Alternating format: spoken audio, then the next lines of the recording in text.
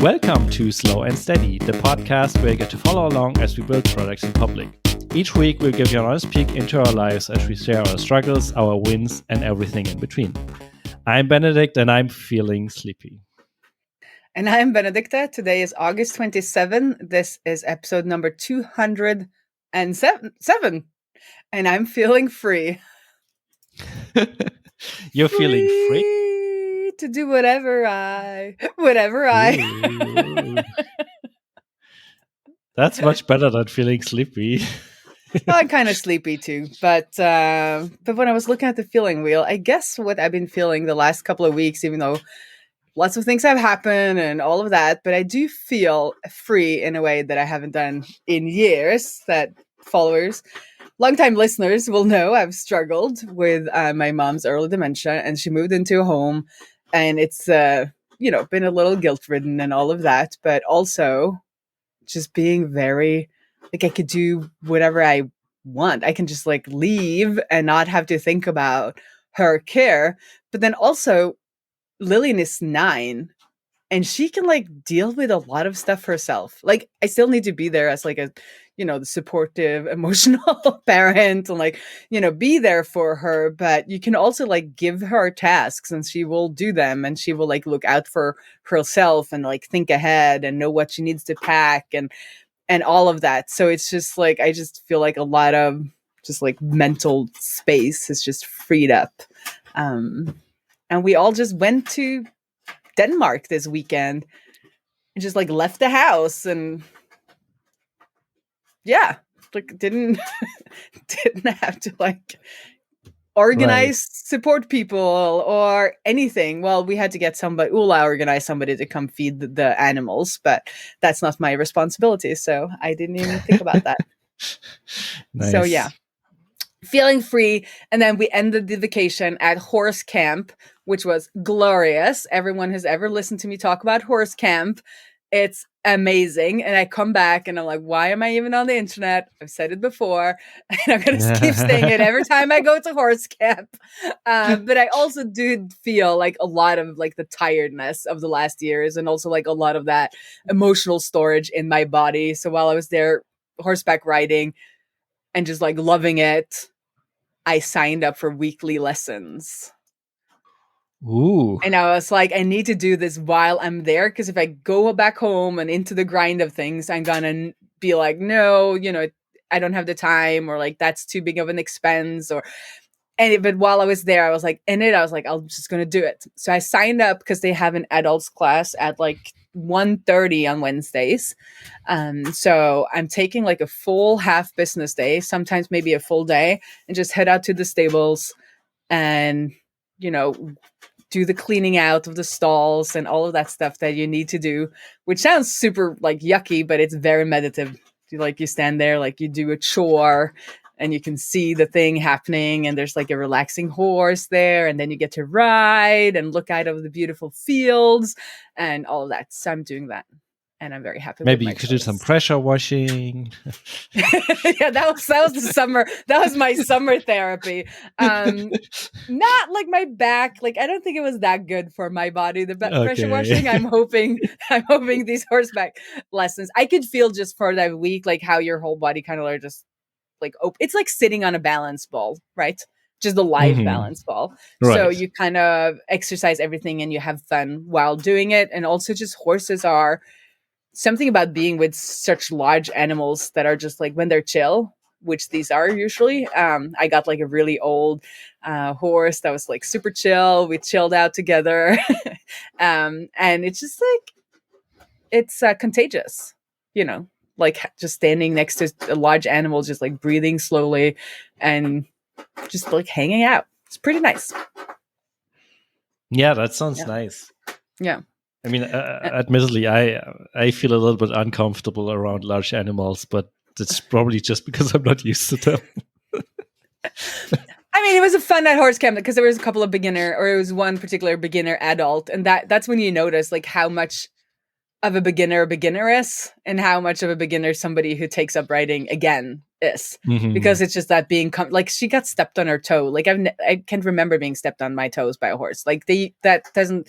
happen? And she was like, well, how doesn't it happen? I'm like, I don't really know. You just walk around the horse differently. I don't know. Like it's never been a thing. But then I remembered, like, I've seen or I've heard about more new people like that happening to new people, because you're just not used to positioning your body in the way you need to around this large animal, because they don't I don't think they ever really step on you on purpose. Like there are videos of large horses like trying really, really hard not to step on people when they use them for demonstrations and stuff like that. They can kick you if they're mad, like if they're actually mad, but they don't like step on you on purpose. But this one was going for some food, and the toe was there, so you know. Yeah, food is more important than toes, that's for sure. That is for sure. But I kind of took that into the planning, because school year has started. So more freedom, I guess. More freedom. I mean, like it's quiet, and like I got this large house now, and that's pretty cool. So I took this into like a planning session that I did with my Creative Fears group. And we always talk about a focus project. Like, what is your focus project for the next quarter or the next 6 months? And like a focus project is something you do outside of your kind of operations, the stuff that you need to do to like keep your business running or to keep your kind of regular things running. It's supposed to be like developing something new, or like finding a new angle in your business, or like something you want to focus on. And I was like, I don't really want any projects.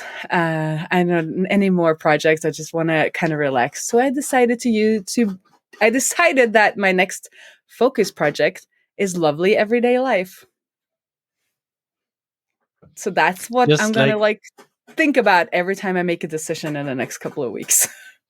That's a good focus project. Yeah. I feel like that's something we all neglect more than we should. Like, yeah. I'm definitely guilty of that. Yeah, and I saw this like on Twitter. I saw this tweet by Salma, where it's a comic where it's just like, I'm just going to get through next week. I'm just going to get through next week. I'm just going to get through next week. And then it just becomes like this like ball of, I'm just going to get through next week. And I feel like kind of been on that role for years now. It's a lot to do with my mom. And I've kind of been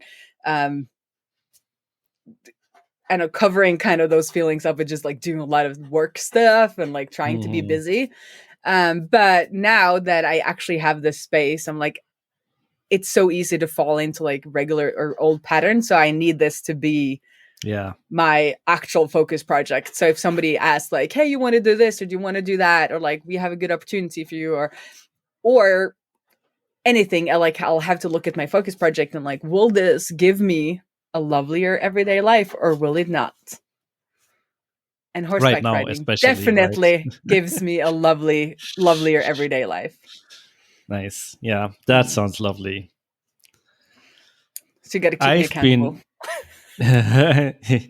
Related to that, I've been thinking about getting drum lessons, like in-person drum lessons.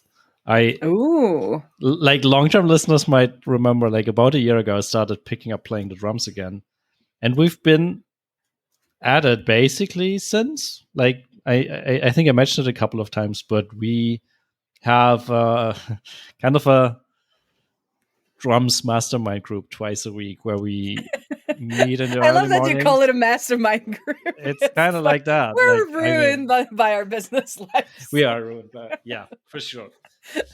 I mean, admittedly, sometimes it turns into business mastermind group chat, but for the most part, it's like we meet twice a week in my mornings, and just like practice on whatever we're practicing at the moment. Not necessarily together in terms of like in sync or whatever, but like everyone's working on their own stuff, and it's just the time and date we show up to do it, and that helps so much to keep going and keep doing this. And yes, we all skipped a week here and there, and maybe sometimes even two, but for the most part, it allowed, at least encouraged me to show up almost every week and almost every time and keep practicing. And I feel like I'm making progress. And at this point, I'm actually, like, as I said, considering to get like proper lessons, because I feel like do it. It would be fun, I guess. It would be fun. It would be fun, and it would be something different. And I think some expert opinion from the outside would also be helpful, and maybe even some guidance, because honestly, I've been just messing around more or less. I've been following some courses and stuff like that, and for the last month, 2 months, I've been trying to play a song and learning a song, and I can sort of play it by now. It probably sounds horrible, but at least it feels like I'm doing the right thing. But like getting some outside perspective from someone who knows their stuff is probably a good idea. I'm way too busy in the next month, but I should probably reconsider signing up for lessons afterward. What you should do is sign up for lessons now for that right. time, because otherwise you're gonna go into the next week. Like, I do not have time to go horseback riding tomorrow. Like, yeah, I do not have time, but I'm gonna do it. Because yeah. You got a point. Give me a more lovelier everyday life. Was that when I couldn't sleep last night? We both had some issues sleeping, where suddenly, like, was it on a walk? Like, suddenly, like, things I'd been like working on all day just like crystallized. Mm-hmm. And I feel like, drumming lessons or like horseback riding or something where you kind of step outside like fully, and suddenly things, just like clicks into place. Yeah. I had something like this last week. We went to bed. It was basically falling asleep, where suddenly I had an idea of why, like, we very, very rarely have problems sending broadcasts, where they would just like start sending and then be marked as delivered without actually sending anything. And usually you can just like restart them, it's fine. And I, for the longest time, couldn't figure out what was happening. And last week at night, falling asleep, I was like, aha, I'm sure it's that thing. And I got my phone, opened it, checked GitHub, checked the code, and I was right.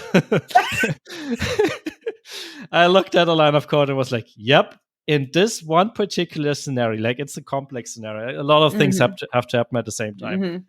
But if one particular set of things happen at the same time, this one thing will cause this problem. And it felt so good. I didn't fix it right away, obviously. I went to sleep and the next morning I got up. And it's not fully fixed, but at least the next time it happens, we'll get an error message and can like manually intervene. But it felt so good to finally figure this out.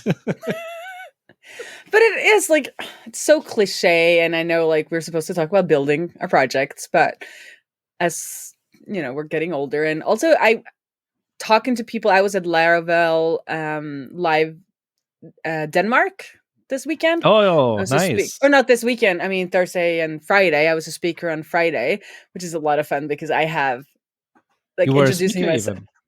I was a speaker. That's why I went. Otherwise, like, I mean, vacation. You did not tell me about this before? Why not? Like, I mean, because I've been like people were there.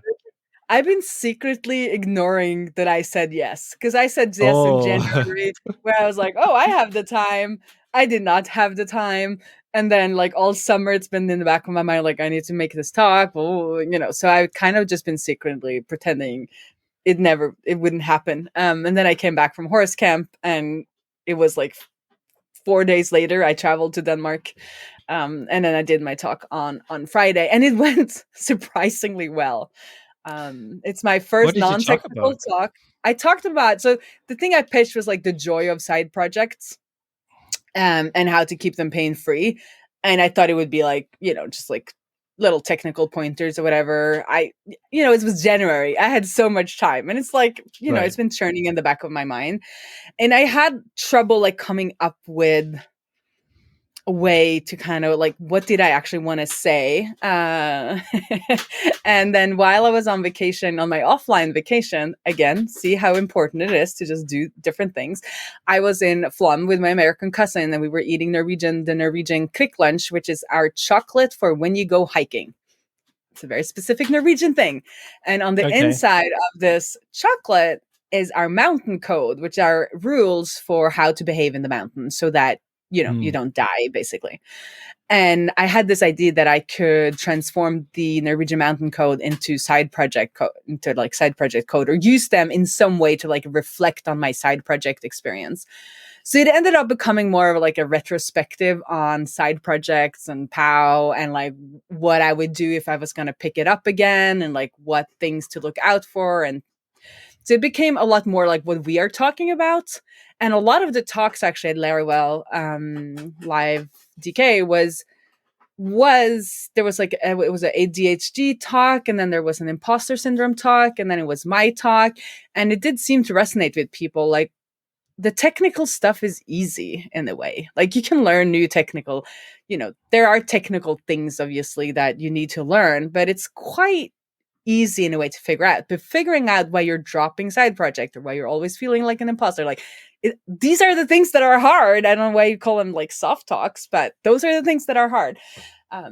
And I managed to kind of translate these rules and have some notes in place by Friday, miraculously.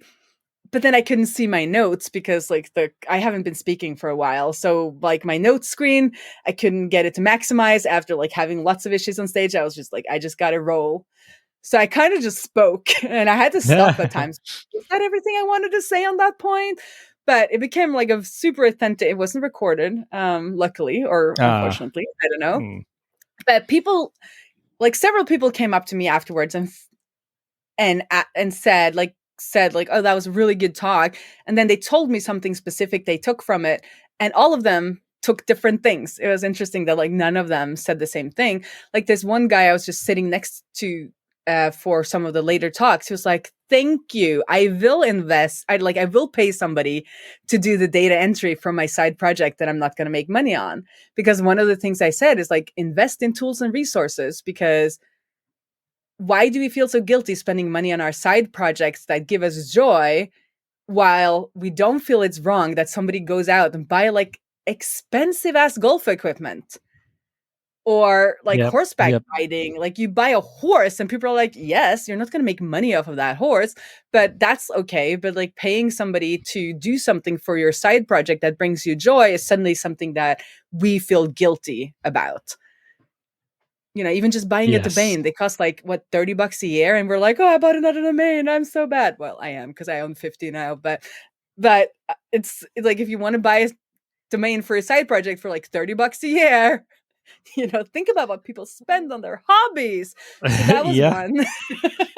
And then the other one that actually tweeted afterward, talked to me, but then tweeted yesterday, was about creating a focus, like, I guess the mountain code is use a map and compass, always know where you are. And I translated that, or like made that into record your progress, always know where you are. And I didn't want to assign a tool to do that. But what I've learned from my like business group, Creative Fears, is to have a notebook that is called a focus planner that you use for one focus project, so that whenever you work on that focus project, you take that planner out and you work on that. And I've been guilty of not doing that, because I tried to have everything in one notebook, and then I can't find it. And so I was like, okay, if I'm going to pick POW up again, that's like one of the things I need to do. But I said, it could be whatever, but do not spend time researching the tool, because that is not like, you just need to like dump these thoughts. So I don't remember her. Yeah, Diana Die on Twitter. She wrote that she just picked up a side project she had unfinished business with, and she made a focus MD right in the repo, and just like dumped all of her thoughts in there to kind of like get that out of her system. And it seemed to resonate with people on Twitter. So that's cool. Yeah. But like, did I have time for this? No, I did not. Like, but it felt really good being on stage, and I'm happy it went so well. Just like, I don't know, I guess it was one of those talks that kind of just needed to happen that way as well, where it doesn't really crystallize until like it's said out loud on stage, in a way. Right. And the funny thing is, sorry, last thing, I've never been so on time in my life in on my talk, because they are usually too long and I'm usually too short, because I practice them and then I speak faster on stage. But this talk I hadn't practiced once. I hadn't done any run-throughs, and I came in on 30 minutes and 16 seconds, and it was supposed to be 30 minutes. That's good. Yes. Right on time. Nice. Did you get to meet, I mean, you must have met Peter Zoom and Michelle Hansen then, right? I did. Both friends of the show. Absolutely. And also Matthias Hansen. And right. they are the founders of Geocodia, and they've created this is something you can do for Ruby. They created Cards Against Artisans, which is like a take on Cards Against Humanity, which I've never played, but I got to play Cards Against Artisans, and I'll link to a tweet about it. And it was a lot of fun at the speakers dinner. It was like a really fun way to kind of get people talking without, during a shared tribal language that I wasn't really 100% into, because I don't do Laravel, but I understood most of the jokes anyway. Right. Yeah. Like just showing it to the camera if you're watching on YouTube. AppSignal has these as well. Well, not exactly that, but a similar idea of like developer dilemmas. Ah, yeah. Higher salary versus more interesting work. Ooh, that's a good one.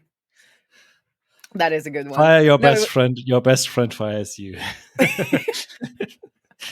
And the funny thing, I was playing with Michelle and Matthias made this game over the summer, like coming up with all of the things. And Michelle is not a Laravel developer. She's not a developer, but she's been around Laravel developers for so long that she's like in on all the in jokes. But she came up with, so that the thing is, you say something like one of them, or why is the CTO stressed? And then you can like put down reasons, and you're like, whoever has the funniest reason wins that round. And one that came up for this one was because all of the databases were moved to SQLite because of Aaron Francis. Yeah. But then another one is that Michelle had come up with was just someone else's cat or someone's cat. Which she was laughing because she remembered how much fun they had when they came up with it, and it surely works in like any of these scenarios, because it's like, why did the developer get fired? Someone's cat. Yeah, that's funny. Oh no, it was actually, that was a lot of fun. So if you are, I don't know if this is going to come out while Laracon US is still on, but if you are at Laracon US, Matthias has some of these card decks with him. Nice. Yeah, that's cool. I kind of want one of those now. Yes. Well, anyways. I want one for JavaScript, but will it create a lovelier everyday life right now? No, I'm going to I'm going to put it on the ID shelf that I'm going to create right here. The empty ID shelf. The empty ID shelf is going to be filled up with ideas that I might do in the following year. Or might not, because quality of life, right? Quality of life, yes. Talk about conferences, though. Do you have another point you wanted to add? No, I was going to ask, aren't you going to a conference? We were trying the same segue, both of us. Yes, exactly. Yeah, we are going to a conference as well. And I'm not sure I mentioned it.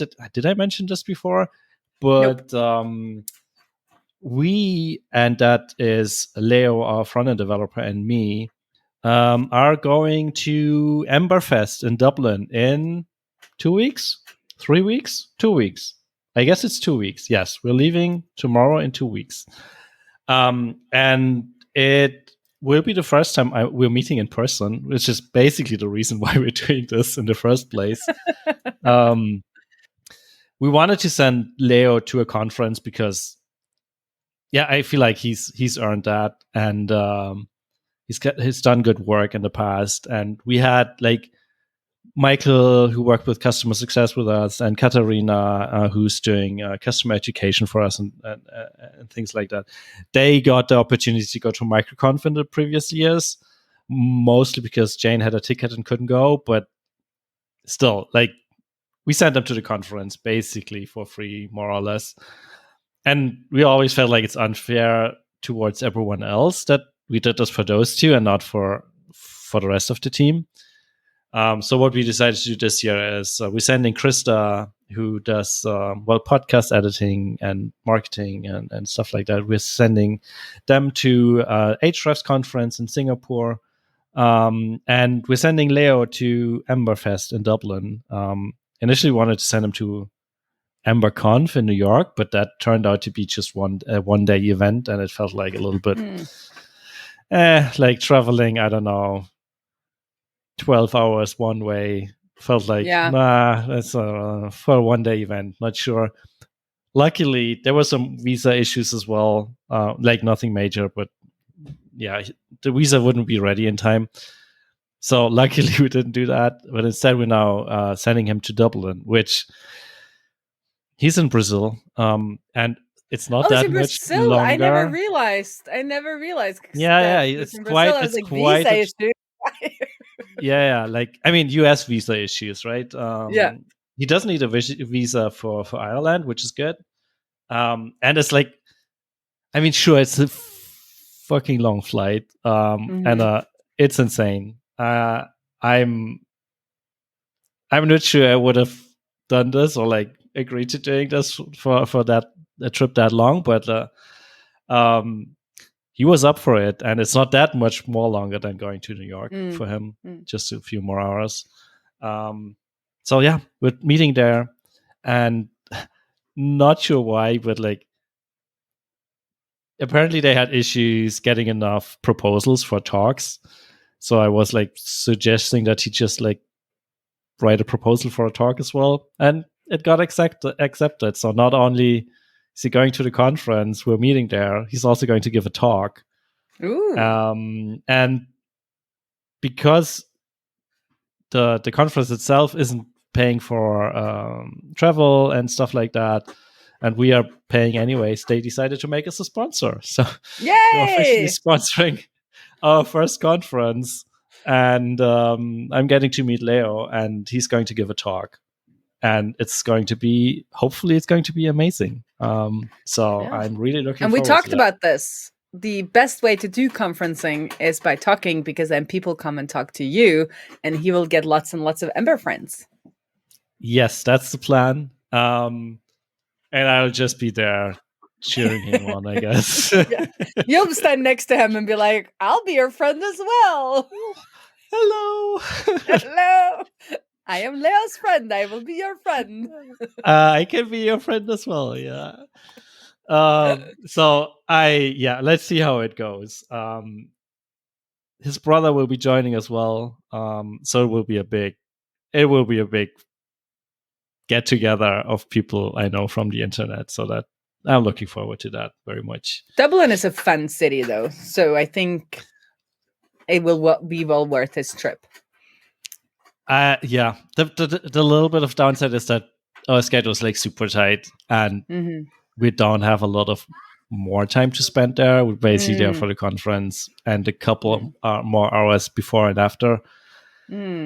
So I have a feeling we'll not see much of the city, but still, will be fun to hang out, and I'm sure we'll see a little bit of the city at least. And, if I remember correctly, it's a very walkable city, like the good European cities are. So, right, as long as the venue isn't really outside of the city, you can, go for a walk to a restaurant and go for a walk for lunch if you need just like a little bit of a breather and see. Yeah, just get the vibe for the place without like doing the tourist stuff necessarily. Yeah, I hope we'll manage to do that. I mean, we have to get some food for sure, so we'll do some exploring, I guess. On that point, though, I forgot to say that Laravel Live DK was one of the best organized conferences I've ever been to. It was super lovely. Cool. The venue was amazing. The food, this is why I remember, the food was amazing because the venue was next to a food, not even a food court, but like a whole like food market. And we got little like gift card or prepaid credit cards that we can go on, and we could go and buy whatever food we wanted for lunch. And that's nice. in this space, and I feel the talks were really good. The communications from the organizers was really good. Yeah, it was just a very well put on conference. Unfortunately, all the talks were basically about Laravel. Other than that. Well, apparently not all of them. Not all of them, but most of them were about Laravel. But that's fine, as it should be on a Laravel conference, right? Yeah. I got laughs when I said, because we talked about that during the speakers dinner. I was there very much as the token Norwegian. And I asked the audience, is there any Norwegians here? And like one guy raised his hand, but I couldn't remember how he looked like afterwards. But I was hoping he would like come up to me afterwards and be like, yeah, I was a Norwegian. I should have said that from stage, like talk to me afterwards, but he didn't. So there was like one other Norwegian at this conference that I never got to meet. And we are wondering if like maybe there isn't like a Laravel community in Norway. Like we are all of the developers I meet are JavaScript developers, which is kind of obvious because I'm a JavaScript developer, but also our community is quite small. So when you go to meetups, it's usually not that specific. Like often the tech meetups are more broad, but I haven't really met anyone who said they were a Laravel developer. So that's interesting. So if you know any Norwegian Laravel developers, you can recommend they go to the Laravel conference in Copenhagen next year, because I think they're going to do it again. Nice. I guess that's it. Cool. Yeah, I guess that's it. Don't have much else to add, I guess. I'll be out next week, but we're not recording next week, so it should be fine. The week after, yeah, I will still be there, just preparing to leave for the conference. So see you around the interwebs in 2 weeks. See you around the interwebs. Bye-bye. Bye.